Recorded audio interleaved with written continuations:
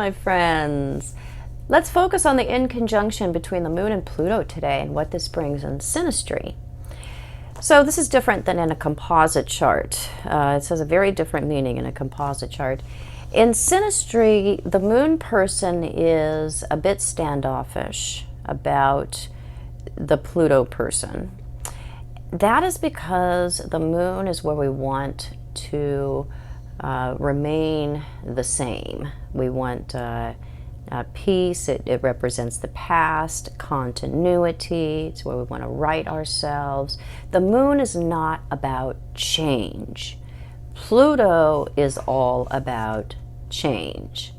So the two actions are they're very much about different things. And when the Moon person comes into the presence of the Pluto person, they can feel on some intuitive, subconscious level that they are going to be altered in some way. They will be changed.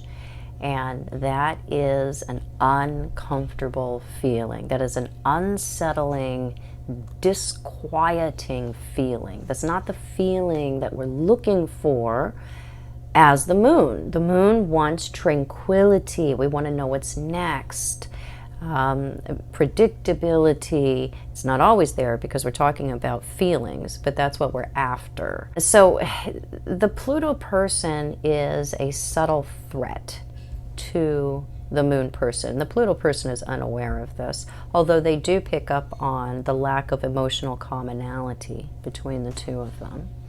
So the Pluto person really doesn't move in like they do with other aspects to the Moon or to inner planets. It's not something where they're really feeling like there's an enigma that they must solve, or something that they want to control or influence in some way. It's really not an attractive aspect for either person. So it will keep some relationships from forming because we just don't feel, as the Moon person, comfortable. We don't feel that we're going to be able to continue the past into the future as the Moon wants to do, because it's what's known, and Pluto is what is unknown. So in some relationships where we don't have a lot to do with each other, or it's not a very close or intimate relationship, we can get by with this in the synastry. It isn't something that's going to cause great problems. But it will put up a bit of a barrier or a distance between the two people. And again, if that's the nature of the relationship, it doesn't matter. The Moon person isn't going to be in a position to have too much influence, to be changed, if it's a casual or workplace situation. It's more Moon relationships that are putting them at risk. Family relationships, intimate relationships with people who we are invested in. Those can be where we may not want to pick this aspect up. So if we have other things going on that are compatible, we are drawn to each other in other areas, that doesn't mean that we won't come together. But this is something where a lot of times the Moon person is very hesitant or holds back, or sometimes even doesn't pick the relationship up at all, because we want what we've always known. That's comforting.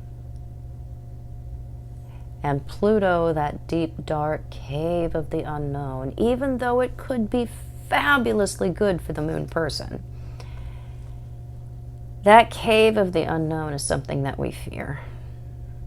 The Moon is a record of the past. It's what we refer to. And the Pluto person's influence may bring insights, may bring encounters, may even bring suggestions, simple as suggestions from the Pluto person that could move the Moon person or cause them to question what it is that they already know. So it's a disquieting thing.